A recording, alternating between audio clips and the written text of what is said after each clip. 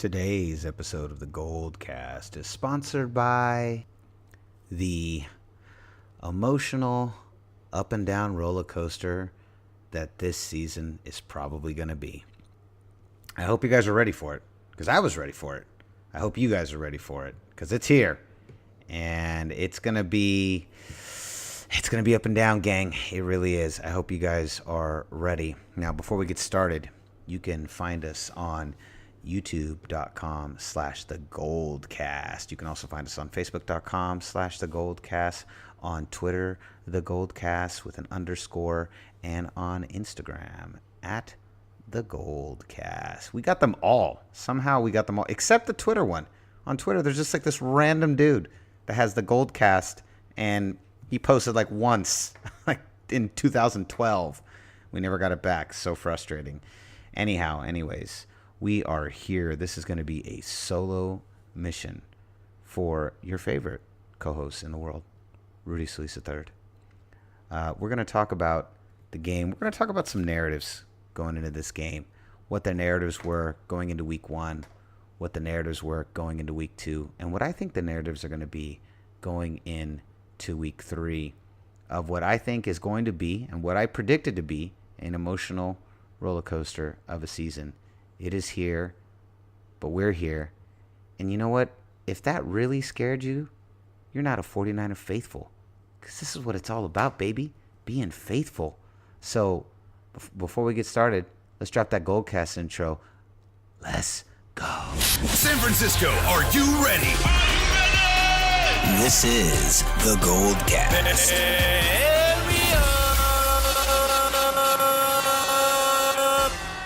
Boom! Welcome to another edition of the GoldCast. We are the voice of the faithful. I'm your host, Rudy Solis III, and with me is just you.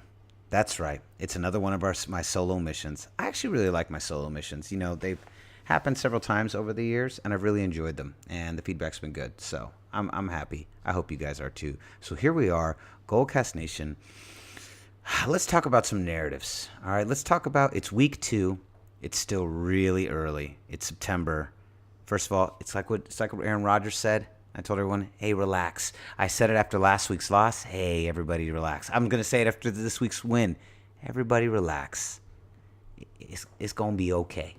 So let's talk about some of the narratives going into the season, right? Let's do a little bit of a catch-up. So the narratives going into the season this year, a lot of hype, right? There's so much hype surrounding the 49ers. You know, a lot of hype surrounding Jimmy G. We were everybody's sleeper favorite to, possibly get a wild card position. I don't think anyone had us getting ahead of the Rams, and if you did, you were being way too faithful. And I know some fans who did think that, but the 49ers were everyone's dark horse sleeper favorite to be, a hard out and be a little bit of a tear going through the regular season. And then we have week one. We go against a tough Minnesota team, a team that was one win away from the Super Bowl last year, a team who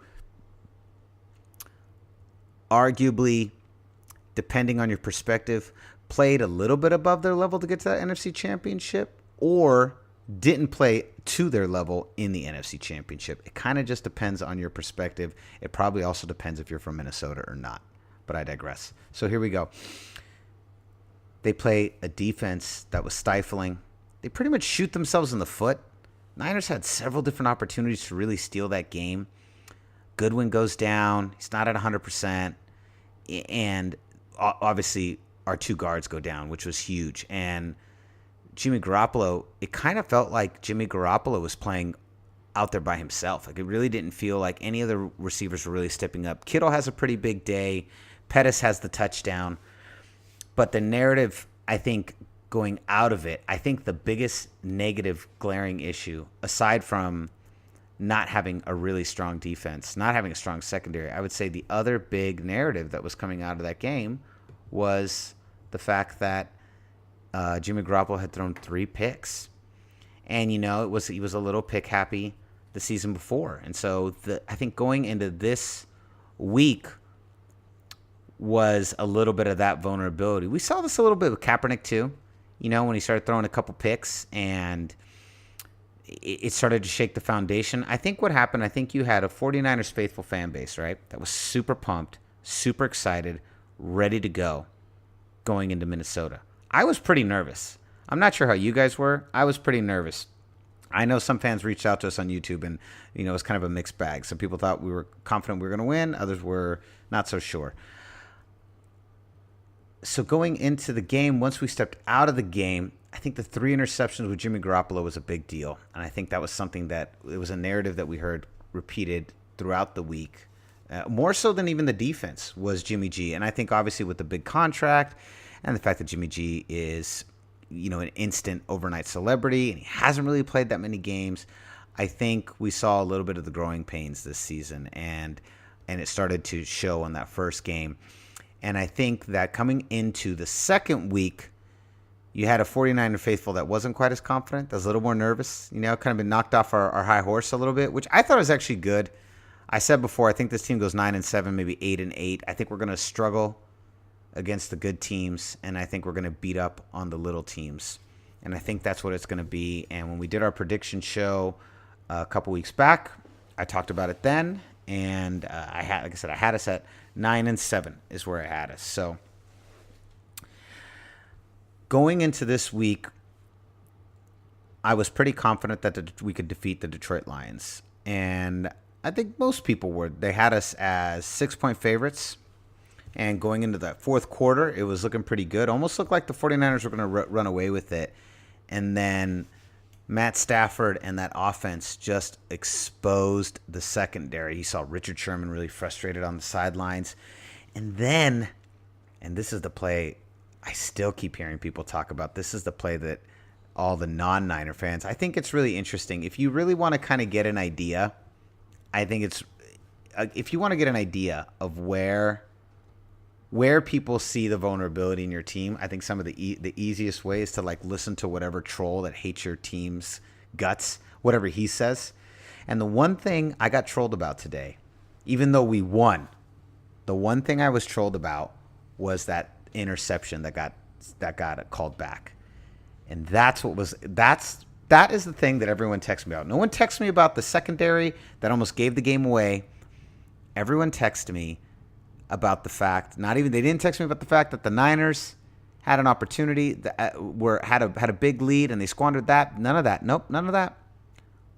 All the texts was about Jimmy G and the fact that he threw this interception again. They called him, some people were calling me, a little interception happy. Oh, man, not quite as accurate as he looked last year.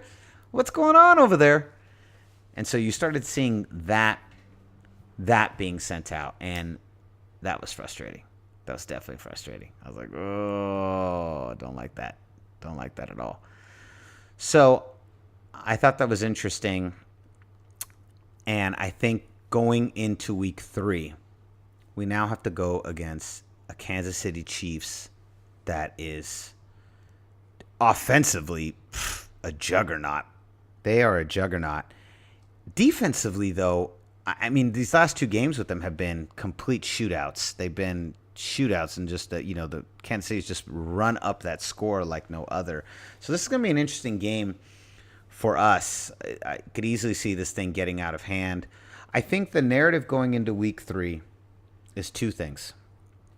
It's going to be about the vulnerability of the secondary and Jimmy G and these interceptions. I think this is really what people are going to be talking about. This is what the analysts are going to be talking about. They're going to be talking about that the Niners have been exposed in 2 areas. Some of Jimmy G's accuracy, and definitely in that secondary. I would say probably the third narrative they're going to be talking about is that we don't really have a dominant receiver, that Goodwin helps spread out the offense, and now that Goodwin is gone or he's down, we really don't have that. And hopefully he's back. I got to actually check the injury report because I'm not actually sure what the deal is with that, and whether if he's questionable to come back, and what the deal is. I'm not entirely sure what the deal is on that one, but that I think is really going to be the narrative going in. What was interesting to me, and I think what made some 49er faithful fans nervous, is in the second half of week 1, you definitely saw a Jimmy G that was nervous that looked not as calm and cool and collected as he normally does. And he looked a bit out of sorts, and he forced some plays. And we just, we saw Superman come back down to earth a little bit. And that's the thing. See, here, I'm going to tell you guys right now. That's okay. That's okay. This is growing pains. This is now a real full season. This is not a drill. This is not coming in as a backup. This isn't the element of surprise. This isn't sometimes as an athlete, you have sometimes the pressure. There's a different kind of pressure when all the cards are stacked against you and no one expects you to do good versus when all the cards are pointed at you in your favor and everyone expects you to do good. I think there's a natural tendency with athletes to rise against an opposition, but then when that opposition falls away and expects you to be the best, it's just a different psychology, and it has a way of psyching out athletes because the natural disposition for an athlete is to go against something, is to push against a wall. But if the wall's open and they just say, hey, come to the throne, baby, come sit at this throne. This is your throne, right? All you got to do is walk up the track. That is psychologically a little bit difficult. It's easier to say, this isn't your throne, you don't deserve it, you can't have it, than it is to just walk up there. This is that emotional, this is what this season is. This is that season that teams have where they're not quite good enough they have the talent, they have the coaching staff, they have enough pieces that it's obvious that this team is going to be really good. But they're still about a year away. This is that year for the 49ers. This is really it. You saw a glimpse of it last year, but you're really seeing it this year. So there's going to be, you just have to be prepared because this is one of those up and down years where the Niners are going to look really good sometimes and they're going to look really bad sometimes. And the parts of us that work are going to work really efficiently, and the parts of us that don't are going to expose us and probably lose us some games. And you have to be prepared for that as a 49er faithful, because that's the kind of season this is. This is that season where you're 1 year away. This is like 2014 Warriors, or 2009 Giants. This is like where they're good and they've got some pieces and and they've got some components, but it's just not quite there. I would say another really great example of this was the Phillies last year. This is like the Phillies maybe probably a little bit further ahead than us. Maybe like the Rams last year. Possibly, I think the Rams are going to win. The Rams won more games last year than we'll win this year. But we're not fully formed, and we're very vulnerable, and it's still going to be a little bit of time. And I think as a 49er faithful, you've got to hold to the rod and stay faithful. Because I think the biggest mistake that some people made, and I know a lot of fans did this, a lot of fans made mistakes of really thinking we were going to win somewhere between like 10 and 11 games. And I thought that was insane. And I said that on the pod, 9-7, 8-8. 8-8 is losing every other game. I have us losing next week against the Kansas City Chiefs. I don't think we're going to beat the Chiefs. I think the Chargers, the following week, the Chargers game is a pick 'em. And then we've got Arizona, Green Bay, LA Rams, Arizona. I mean, this first half of the season is absolutely brutal. It is so brutal. Yeah, I mean, look at that next slate. You got Kansas City, Chargers, Cardinals, Packers, Rams, Cardinals again. And then we have a snooze fest, Raiders, Giants, and the Bucks, and then Seattle. But this is that season. This is that wonky season. This is like we're like a pup that hasn't quite, a pup that's obviously going to be a really big dog one day, but we still don't have our legs quite underneath us, and that's what this is going to be. And I think I think where some Niners fans are so frustrated because, there's been definitely been a backlash after week one. The first week, everyone needs to calm down. But if that backlash has become, because I think the expectations were a little lofty. I think Niner fans got a little cocky over the summer and got a little too too confident in what this team was capable of. And the hard part is what makes this so difficult is that when you have a quarterback like Jimmy G, it's hard not to think like that, right? Because we all know that the quarterback is the most important position in football, and that if you have secured a player that can play at the highest level, your fortunes can change in an instant. Just look at the last 5 games for the Niners last year. In particular, the 2 games that I think really stand out was the game against Jacksonville and the game against Tennessee. Tennessee was fighting for its playoff life last year, and Jacksonville obviously was still fighting for seeding as well. Either way, it was the number 1 defense in the AFC. And so that you had those 2 factors, and Jimmy G played really strong against both teams. But even last season, you saw red zone woes with this team. You saw picks from Jimmy G, and you saw a defense that really didn't have much. Now, hopefully, now that week 2 has ended, Reuben Foster is going to get back in the lineup, and hopefully the combination of Reuben Foster and Fred Warner, we can start to see a little bit more coming from the front 7, and that would be really nice. It would be nice to see the front 7 really start to put some pressure on and make this dangerous. You know, if you remember back to the Harbaugh days, in Harbaugh's era, the front 7 was really the foundation of our team. Now, if you look, like this is what was really, I always thought this was really interesting about the Seattle Seahawks and the San Francisco 49ers in that era when both teams were at the height of their powers. I'm talking 2012, 2012 and 13 were the years, right? Pete Carroll, basically what Pete Carroll did, if you guys remember going back to 2010 or 11 when they beat the New Orleans Saints. I think that was 11, maybe it was 10.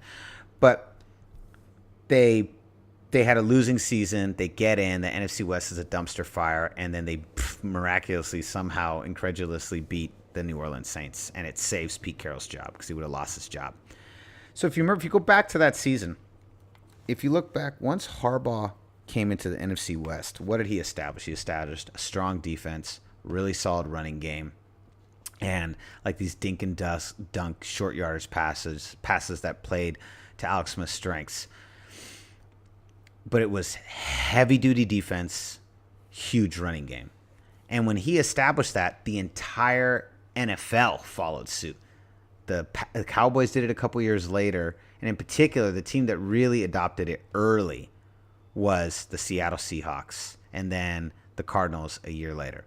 But the Seahawks were the first team to really adapt this. I mean, they were just a clone of the San Francisco 49ers. They had Russell Wilson was their Kaepernick, Marshawn Lynch was their Frank Gore, and then on the defensive side, what they did was they flipped the script, mainly because of Pete Carroll's heavy, extensive duty as a secondaries position coach back in the day. Did you guys know he's from San Francisco? That always bugged me. That he was from San Francisco boy. Anyways, going back to this. So he had, obviously, he's really good with secondary, really good with corners and safeties. And what they did was they went to the back of the defense. We were the front 7. Our philosophy was we cut off your head. We cut off the head. We cut off the quarterback. Pressure, pressure, pressure. The Smith brothers, Alden Smith, Justin Smith, we cut off the head. And then Carroll was the opposite way. He was like, we cut off your hands. You know, we cut off the extensions. You're cutting off the head. We cut off the hands. We take away all of your receiver threats. You know, they also applied a lot of pressure to the quarterback, but there was a Legion of Boom, and it was all about getting rid. We cut off your hands. 49ers cut off your head. Legion of Boom, cut off your hands. And that was the philosophy. Now, fast forwarding now, bringing this all the way back to the current era, the reason I talk about that is I think that bringing Reuben Foster and Fred Warner back, bringing Reuben Foster back into the lineup and having him join Fred Warner puts us in an opportunity we can get back to cutting off the head. Now, speaking of lines, let's move over to that offensive line for a second there. The offensive line has got me worried. It really does. It is looking rough out there. Jimmy G is running for his life, and we all know that when a quarterback has to run for his life, a couple different things happen. Accuracy dips. You get forced passes. You get interceptions. But most importantly, what have I said since last year? Nobody should be allowed to touch Jimmy G unless maybe you're a porn star, because apparently that's okay. But going back to this, nobody should be allowed to touch Jimmy G. So this is really interesting because you start seeing all the pressure piling up on Jimmy G. You see an O-line that's, again, depleted. This is so frustrating, man. The O-line. That was another thing we had in Harbaugh's era that was pretty stacked, was that offensive line. That offensive line was super stacked, especially in 2011 and 2012, and then the injuries started to pile up, especially like by 2014. Oh, my God, it was like every other week someone on the offensive line was being carried off and dumped into the morgue. So the O-line has me worried. It definitely has me worried. You should be concerned. You should be worried. Jimmy G, if his grandmother reaches out for a hug on Thanksgiving, the center should be there to slap her hands away. He should be the bubble boy. Jimmy G should not know human contact for the next 10 years. He's like Rogue in X-Men. Remember Rogue in X-Men? Rogue, if she touches you, she absorbs all your power, so Rogue was never allowed to touch anybody. She had to wear gloves all the time. That's Jimmy G. Jimmy G is like the Rogue of the San Francisco 49ers. That's what he should be, in theory. But right now, everyone's touching him, man. Listen, I know he's good looking. Keep your hands off him. That's our boy. Knock this off. I don't like it. It makes me uncomfortable. It makes 49er faithful scared. 49er faithful don't like to be scared. We like to play confident. So quit sacking our boy. So here's the things that you need to look for going into next week. What is Reuben Foster going to do? What is he going to do? Who's he going to be? Can he add pressure and give another dynamic edge? And can we get a front seven that has a decent amount of pass rush? Can we have that? Can we have a pass rush that gives us some pressure on other quarterbacks and gives us a semblance of a defense? Richard Sherman's been playing pretty well. He's had his side of the field covered pretty decently. We need more pressure. DeForest Buckner needs some help out there. Solomon Thomas needs some help out there. I like what I saw out of Fred Warner. I want to see what happens when we put Reuben Foster out there. Let's see what that combination does. Can we start getting back to chopping off the head? If we can start chopping off their heads, that'll give us more opportunities. I think the other thing the other narrative you need to go into going into this next week is the interception count for Jimmy G. That's got everybody worried. Even though he actually played a great game today, that's just that one. But even that there's that one, and there was the 3 last week, even though that first one wasn't his, let's just say there's 3 solid ones that are his, the 1 from this week and the 2 from last week. It got called back. Plays get called back all the time, right? That punt return got called back. That's going to be the narrative going into this, is that, maybe Jimmy G is not as accurate as we thought. We got to stay. You can trick Jimmy G. You can force him to make mistakes. He's not as perfect as it seemed. Those are the narratives that are going to be going in the negative. I'm just talking about the negative narratives. Here's some positives to take away, because we have been focusing a lot on the negatives, and I'm just focusing a lot because I know this is what everyone's going to talk about. And these are the narratives. The narratives almost always in sports, unfortunately, are either you're super dominant and you're unstoppable, so everyone talks about you then, or here's all the things you're not good at and make you vulnerable. Those are like the 2 things that people talk about in sports. No one cares if you're something in between. You're either a beast or you have glaring issues that need to be addressed. And those are the only 2 narratives that exist in sports. The good news is we won. We beat the Detroit Lions. I think we're going to beat the Arizona Cardinals. I'm not scared of them either. I think we're going to struggle against the good teams, and we're going to play well against the weak teams. We're going to beat up on the weak teams. But that's where we are this season. That's the kind of team that we are right now. That's where we're at. So it's totally okay. Don't have an issue with it.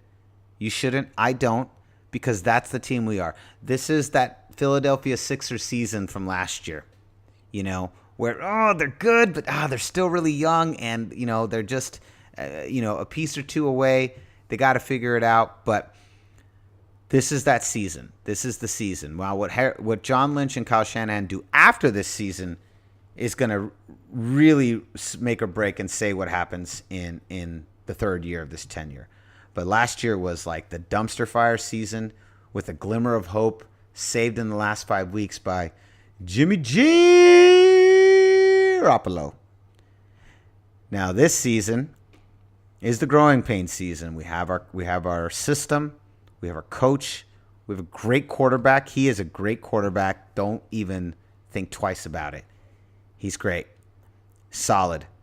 We have some decent receivers. We need another weapon. Marquise Goodwin and McKinnon, that hurt us. That really did. Hopefully Pettis can start to step into that role and really fill it. I hope you fantasy owners, I hope you didn't start Pettis this week. I didn't do it. I have him on my bench. I didn't do it. That's another thing. Actually, I'm gonna go on a little tangent real quick. Hey, real quick.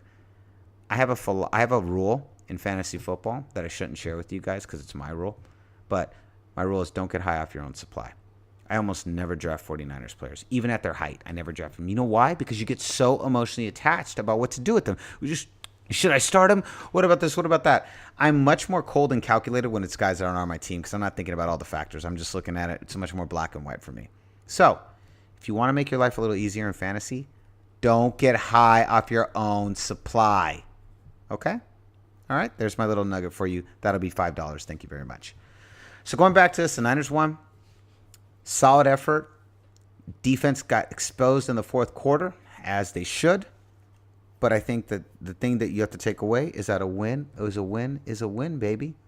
Just win, baby, as Eddie DiBartolo used to say.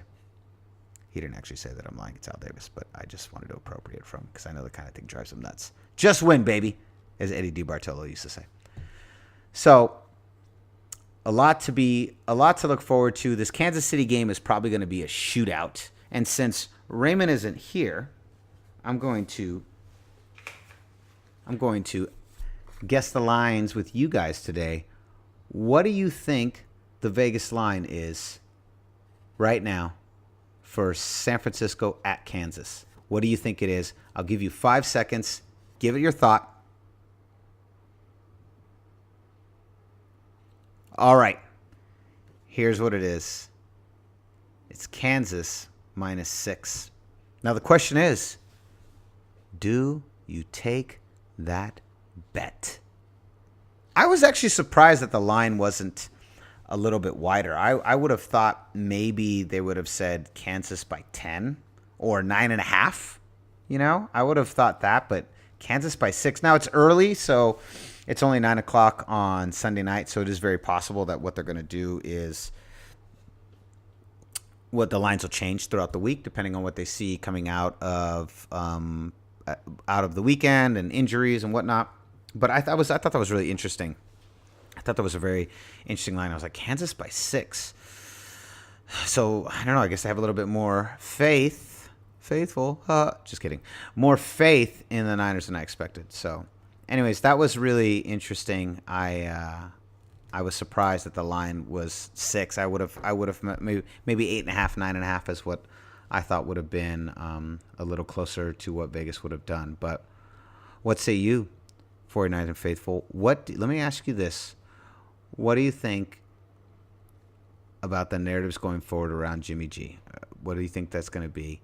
Also, what do you think about Kansas City -6? Is that fair? What do you think is going to happen in the game against Kansas City? Let us know. The YouTube comments is usually the place to go.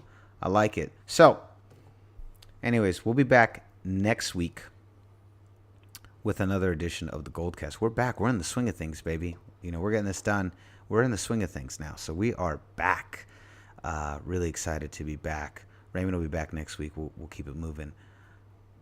So you can find me on Instagram at Rudy Solis 3. You can find me on Twitter at Rudy Solis 3RD. So concludes another edition of the GoldCast. We are the voice of the faithful. I'm your host, Rudy Solis III, and with me is you. You're my co-host this week. So boom! We'll see you next time. Same GoldCast time, same GoldCast channel. This is the GoldCast.